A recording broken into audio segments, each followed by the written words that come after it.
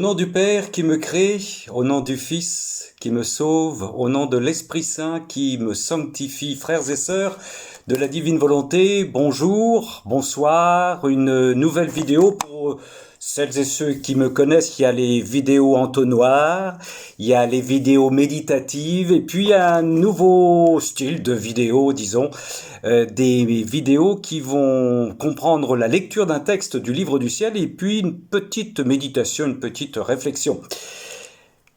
Je vous rappelle cette chose essentielle que nous dit le Père Abel dans une vidéo diffusée sur Amen Fiat qui a été beaucoup vue. Le Père Abel nous rappelle que il faut ou lire les livres du ciel ou écouter les diffusions audio, vidéo qui racontent tout le livre du ciel. Pour posséder un don, il faut le connaître, Jésus nous le rappelle. Pour posséder la grâce de la divine volonté, il faut la connaître. Et pour la connaître, il faut la lire, il faut naître avec. Il faut la lire, il faut l'écouter. Beaucoup de sœurs et de frères, et c'est normal, posent des questions, beaucoup de questions sur la divine volonté. Quand on est dans une secte, on nous empêche de poser des questions ou on nous laisse poser des questions mais on n'y répond jamais.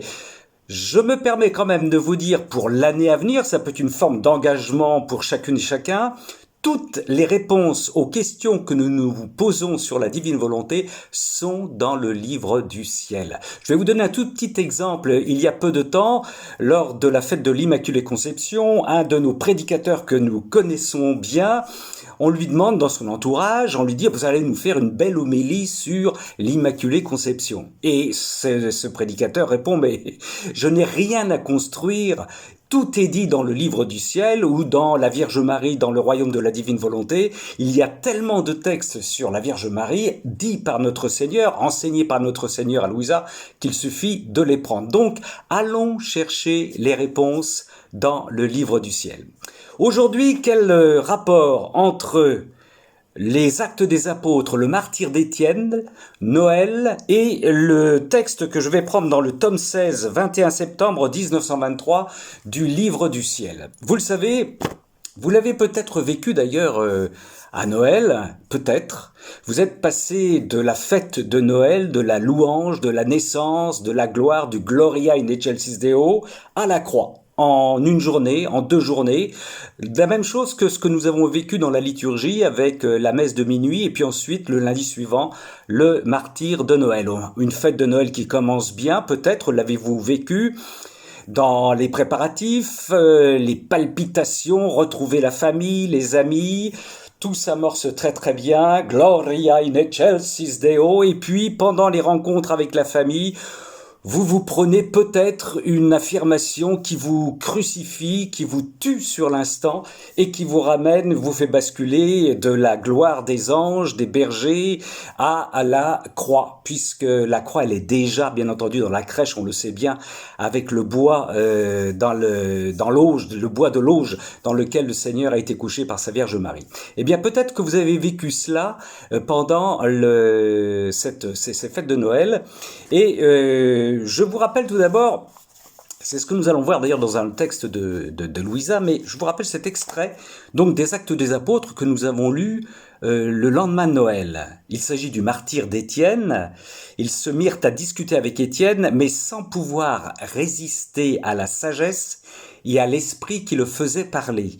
Ceux qui écoutaient ce discours avaient le cœur exaspéré et grinçaient des dents contre Étienne. Mais lui, rempli de l'Esprit Saint, fixait le ciel du regard, il vit la gloire de Dieu et Jésus debout à la droite de Dieu, et il déclara « Voici que je contemple les cieux ouverts et le Fils de l'homme debout à la droite de Dieu. » Actes des Apôtres 6, 8, 10. Un rapport, et quel rapport, avec un extrait du livre du ciel, tome 16, 21 septembre 1923. Jésus s'adresse à Louisa. « Ma fille, ma volonté voulait clarifier les choses avec toi en tenant compte de ce que tous mes attributs sont mis à contribution dans mes œuvres, tous les attributs de Jésus, toute la puissance, toute la force sont mis à contribution dans les œuvres et dans la communication qu'il fait auprès de Louisa. Quand les générations futures verront tout ce que j'ai déversé en toi et que, éblouies, les générations, nous, en disant, elles diront, comment pouvait-elle ne pas faire tout cela après tout ce qu'elle a reçu? Vous voyez, c'est un petit peu ce qu'on se dit avec la Vierge Marie. Oh, voilà des gens complètement privilégiés, c'est gratuit chez eux, ils reçoivent tellement de choses que, bof, ça doit être tellement évident, tout doit découler d'une manière automatique et facile.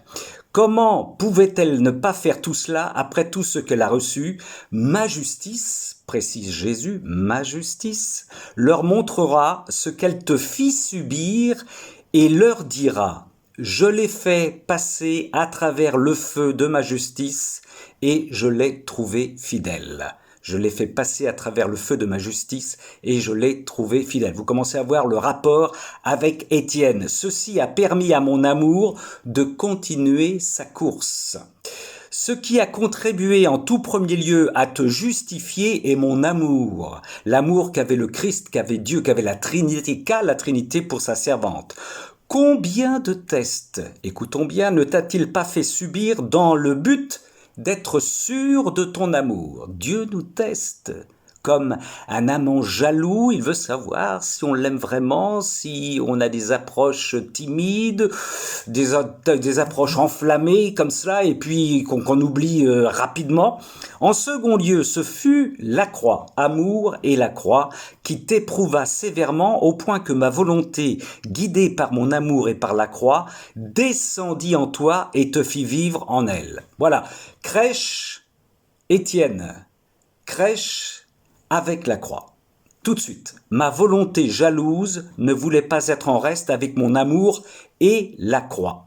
Voilà le raccourci entre Noël, entre la crèche, entre l'auge de bois qui préfigure la croix bien entendu, et puis aussi cette conséquence pour nous dans l'Église, le martyre d'Étienne.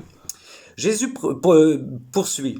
Un peu plus tard, Jésus revint en se faisant voir en moi au milieu d'un cercle et en invitant les âmes à marcher sur ce cercle. Vous le savez, dans les icônes orthodoxes, on représente souvent un cercle, ce qui veut dire qu'il n'y a ni commencement ni fin. C'est la marque de l'éternité de Dieu. Je me joignis, précise Louisa, aux autres dans le but de toujours poursuivre sur ce cercle.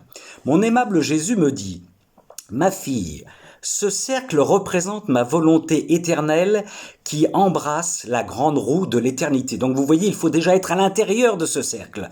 Tout ce qui se trouve en son intérieur n'est rien d'autre que ce que fit mon humanité dans la divine volonté, dans le but d'intercéder pour que ma volonté soit faite sur la terre comme au ciel. Là, encore une phrase très compacte de notre Seigneur qui mérite de... Enfin, c'est énorme au niveau interprétation, mais...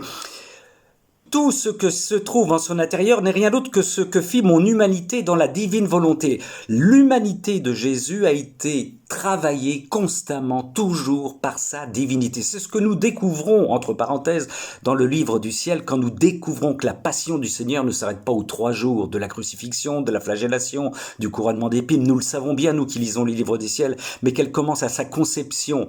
Sa divinité a travaillé le petit fœtus qu'il était, le petit enfant qu'il était. Il entamait déjà dans le sein de sa mère sa passion. La divinité en relation avec la divinité, l'humanité du Seigneur. Nous le découvrons, c'est extraordinaire. Une passion de 33 ans. Alors le Jésus précise, poursuit, tout est préparé. Il ne reste rien à faire, si ce n'est d'ouvrir les portes et de faire connaître ma volonté, afin que les âmes en prennent possession. On n'a pas à se casser la tête pour trouver des stratégies, tout est préparé, il ne reste plus rien à faire, si ce n'est d'ouvrir les portes et de faire connaître la volonté, afin que les âmes en prennent possession. On a un peu cette image où tout est suspendu au-dessus de nous, et nous n'avons plus qu'à cueillir ces fruits de la divine volonté, ces fruits de la passion, de la résurrection, de la création restaurée. Nous n'avons plus qu'à les prendre, qu'à les cueillir. Quand je suis venu sur la terre pour racheter l'homme, on a dit de moi que j'allais être le salut et la ruine de beaucoup. La même chose, Jésus précise, peut être dite maintenant, ma volonté sera ou bien la source d'une grande sainteté, laissons le Seigneur, la Trinité, habiter, faire sa demeure en nous, nous sanctifier, pour devenir, mais pas de complexe, grande sainteté, puisque c'est la sainteté du Seigneur qui nous habite, la nouvelle sainteté depuis Luisa Picaretta, parce que ma volonté est d'une... Alors je reprends la phrase, la même chose peut être dite maintenant. Ma volonté sera ou bien la source d'une grande sainteté, parce que ma volonté est d'une sainteté absolue, ou la ruine de beaucoup, notamment, hélas, toutes les personnes qui refuseront ce don extraordinaire de la divine volonté. Car nous n'entrerons au ciel sous le manteau glorieux lumineux de Marie que plongés dans la divine volonté. Rappelons que Marie a abandonné sa volonté humaine et c'était dans sa liberté. Elle a déposé toute sa volonté humaine au pied du trône de la divine volonté pour que la divine volonté l'épouse complètement.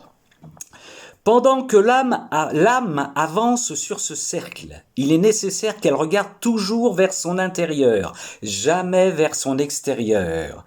Parce que dans son intérieur, il y a la lumière, la connaissance, ma force, mes actes, de même que l'aide, l'attirance et la vie, de telle manière que l'âme puisse accueillir la vie de ma volonté en elle. Nous n'avons plus qu'à accueillir. Tout est prêt, le Seigneur a tout préparé. Il est légitime que nous soyons dans une forme d'impatience pour que nos frères et nos sœurs découvrent cela, mais il n'y a plus qu'à cueillir, nous n'avons plus à nous battre avec nos petites vertus héroïques. À l'extérieur, termine Jésus, il n'y a rien de tout cela. L'âme y trouve la noirceur et tombe dans l'abîme. Par conséquent, sois attentive, garde ton regard toujours fixé sur ma volonté, oui c'est notre boussole, et tu y trouveras la plénitude de la grâce de vivre en elle. Tome 16, 21 septembre 1923. Étienne, dans la liturgie, le lendemain de Noël, bien sûr, dans ce raccourci liturgique, avait les yeux fixés sur les cieux ouverts, il était dans le cercle.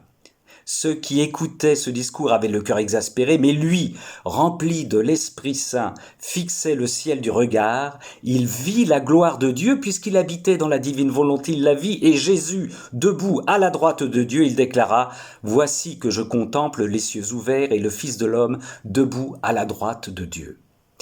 Dans la révélation, dans la plénitude de la divine volonté qui passe par l'amour, la justice et la croix, nous voyons les cieux ouverts et nous recevons la divine volonté.